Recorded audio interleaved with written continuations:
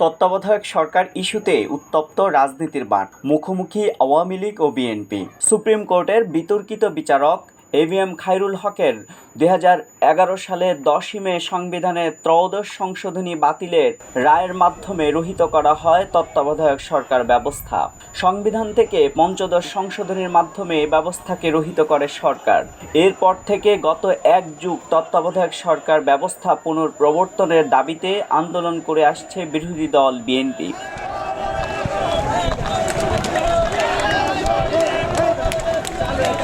বিএনপির দাবি, আওয়ামী লীগ তত্ত্বাবধায়ক সরকারের জন্য 173 দিন হরতাল করেছে, বাসে গান পাউডার দিয়ে 11 জন মানুষকে পুড়িয়ে মেরেছে এ দাবি আদায়ে।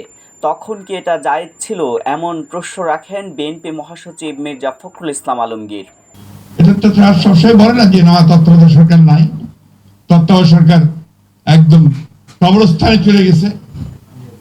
তো তোমরা তো জনগণের সঙ্গে প্রতারণা করে রায়টাকে পর্যন্ত বদলে দিয়ে তোমরা জনগণের সঙ্গে চরম প্রতারণা করেছ।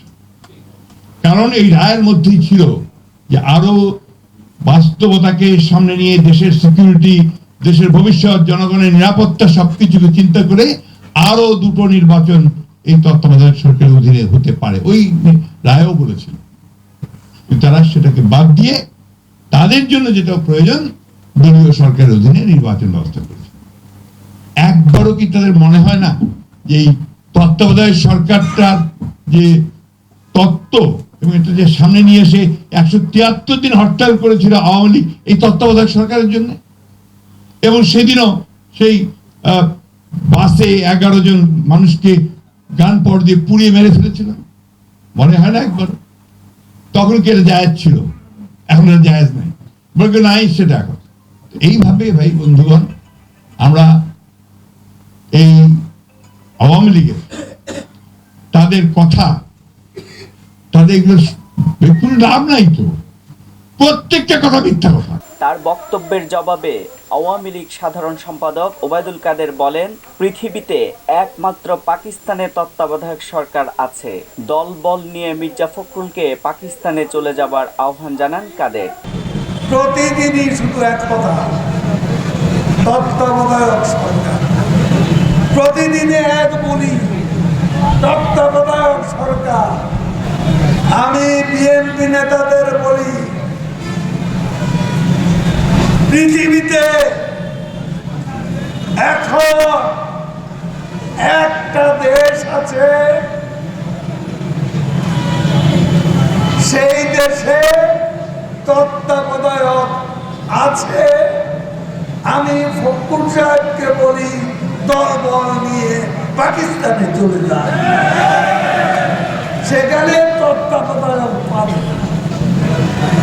আর তত্ত্বাবধায়ক দুনিয়ার কোন গণতান্ত্রিক দেশে তত্ত্বাবধায়কের হদিস নাই, খবর নাই।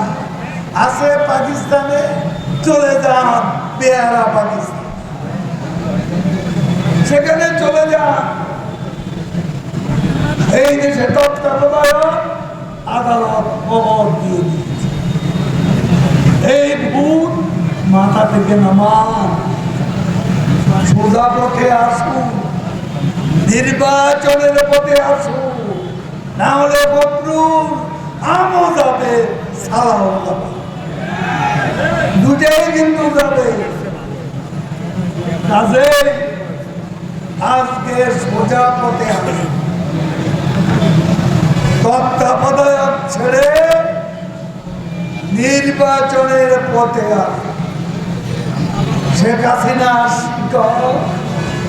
বাংলার মাটির অনেক গভীরে, মুখে স্লোগান দিয়ে, গালি দিয়ে তাকে ক্ষমতাচ্যুত করা সম্ভব নয়।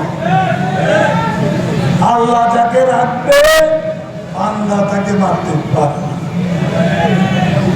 শেখ হাসিনার উপর আল্লাহর রহমত আছে। গণ অধিকার পরিষদের সাধারণ সম্পাদক রাশেদ খান আওয়ামী লীগের বক্তব্যের জবাবে প্রশ্ন ছোড়েন, যে সময় জামাত নিয়ে আন্দোলন করেছেন তখন কি আপনারা পাকিস্তান চলে গেছেন? তিনি বলেছেন তত্ত্বাবধায়ক সরকার ব্যবস্থা এটি মারা গেছে। যদি আপনারা বাংলাদেশে তত্ত্বাবধায়ক সরকার ব্যবস্থা চান তাহলে পাকিস্তানে চলে যান। আমাদেরকে বলেছেন আমরা যেন পাকিস্তানে চলে যাই। আপনারা 96-তে কি পাকিস্তানে গিয়েছিলেন? 96-তে জামাতকে সাথে নিয়ে আপনারা তত্ত্বাবধায়ক সরকারের দাবিতে আন্দোলন করে বিএনপির পতন ঘটিয়েছেন। তখন জামাত স্বাধীনতা বিরোধী শক্তি ছিল না। যখন 2001 সালে জামাত বিএনপির সাথে জোট করেছে তখন থেকে তারা স্বাধীনতা বিরোধী শক্তি হয়ে গেছে।